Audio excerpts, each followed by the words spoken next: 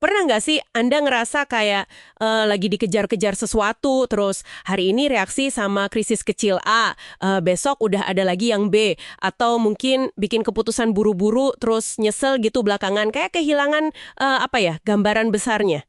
Ini mirip loh, kayak gelembung finansial itu. Gimana orang pinter bisa ikutan terseret arus cuma karena janji untung cepat?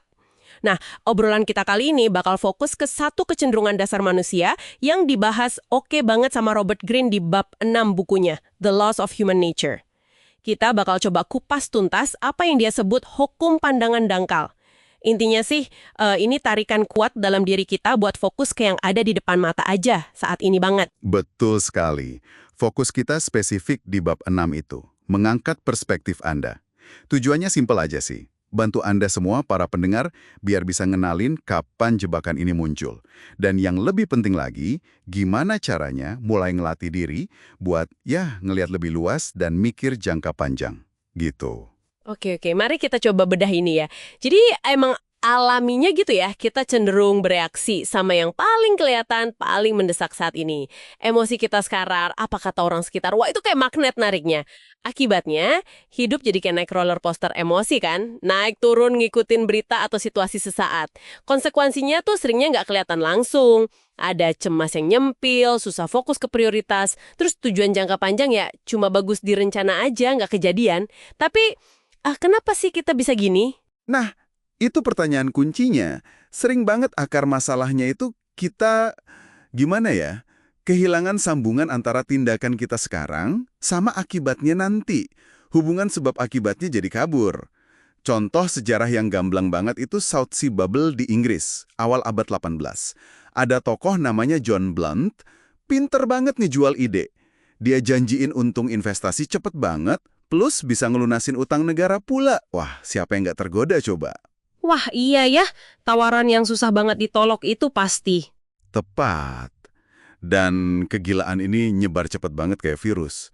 Bukan cuma orang biasa loh. Raja George I, anggota parlemen, wah, semua ikut kena demamnya. Fokus mereka jadi sempit banget cuma ke potensi untung jangka pendek yang dijanjikan si Blount ini. Yang paling ironis nih, Sir Isaac Newton. Kita kenal dia kan simbol rasionalitas ilmiah gitu ya. Awalnya dia skeptis, sempat jual sahamnya. Tapi, ngelihat orang lain untung gede, dia nggak tahan. Masuk lagi dia. Kena FOMO istilahnya sekarang. Takut ketinggalan kereta keuntungan sesaat. Luar biasa ya, bahkan seorang Newton. Ini nunjukin banget betapa kuatnya tarikan sesaat sama tekanan sosial itu ya. Rasionalitas kayak nguap gitu aja. Persis. Kisah Newton itu pengajaran mahal banget. Tekanan lingkungan sama godaan hasil instan itu bisa bikin kerangka waktu berpikir kita jadi sempit drastis. Jangka panjangnya dilupain aja. Yang penting apa yang terjadi hari ini, minggu ini. Nah, itulah inti dari pandangan dangkal yang dijelasin Greene. Dan ini bukan cuma soal sejarah atau investasi gede aja kan. Coba deh Anda perhatiin, gimana penjual yang lihai, atau mungkin ya politisi gitu, sering manfaatin kelemahan kita ini. Mereka nawarin solusi instan, kepuasan segera, jalan pintas. Pernah nggak sih Anda ngerasain tarikan kuat dari janji-janji kayak gitu? Mungkin pas beli barang impulsif, atau pas bales komen di medsos cepet banget gitu karena emosi. Rasanya tuh gimana ya, menggoda banget. Walaupun di hati kecil kita tahu mungkin ada konsekuensi lain. Disinilah hal itu jadi sangat menarik. Jadi gimana dong cara ngelawannya? Untungnya, Greene juga nawarin penawarnya. Nah, ngelawan pandangan dangkal ini, itu sebuah keterampilan. Artinya, bisa dilatih. Kuncinya itu secara sadar, terus-menerus kita latihan buat mundur selangkah dari desakan momen. Kita perlu aktif ngangkat perspektif kita. Caranya? Pertama, coba deh biasain jeda sebelum reaksi. Tanya ke diri sendiri. Oke, gambaran besarnya apa nih? Tujuan jangka panjang gue apa ya? Kedua, pertimbangkan berbagai kemungkinan konsekuensi. Jangan cuma yang kita harapkan aja. Ketiga, selalu ingetin diri sendiri soal tujuan akhir kita. Greene nyebut kemampuan rasionalitas yang terlatih ini sebagai inner Athena, semacam penasihat internal kita yang tenang, strategis, nggak gampang kebawa arus emosi sesaat. Ngebangun inner Athena ini ya butuh latihan, nggak instan, dan bagian dari kebijaksanaannya itu kadang-kadang tindakan terbaik justru nggak ngapa-ngapain. Oh, jadi nunggu gitu ya? Iya, nunggu. Nunggu, kumpulin info lebih banyak, biarin situasi agak adem dulu sebelum ambil keputusan? Menarik banget. Jadi ini bukan soal neken emosi gitu ya, tapi lebih kayak ngasih ruang biar akal sehat kita bisa jalan, kayak ngelatih mata ketiga buat ngelewatin kabut urgensi sesaat itu. Tepat sekali. Persis gitu. Ini soal ngelatih otot mental kita. Mempertanyakan urgensi yang kita rasain. Ini masalah beneran harus diputusin detik ini juga nggak sih? Seringnya jawabannya enggak loh. Dengan jeda itu, kita ngasih kesempatan perspektif yang lebih luas buat muncul. Jadi, apa artinya semua ini?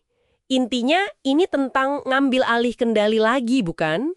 Dengan ngelatih perspektif yang lebih luas ini, kita bisa dapat lagi ketenangan, keseimbangan.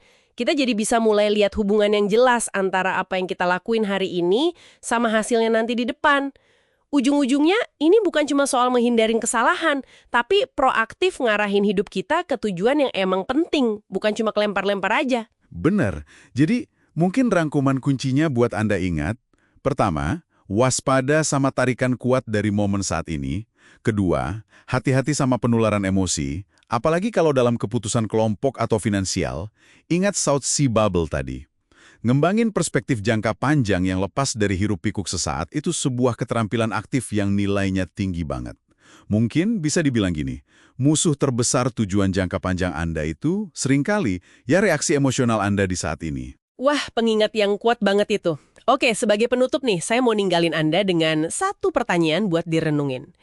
Dalam keputusan kecil apa hari ini Anda bisa coba latihan buat jeda sebentar? Mungkin sebelum balas email yang bikin emosi, atau sebelum bilang iya sama sebuah permintaan, coba tanya, apa ya dampaknya seminggu lagi, sebulan lagi, setahun lagi dari sekarang? Mulai dari yang kecil aja dulu, latih mata ketiga Anda itu. Kesadaran akan jebakan pandangan dangkal ini udah langkah pertama banget menuju kendali dan kekuatan yang lebih besar dalam hidup Anda.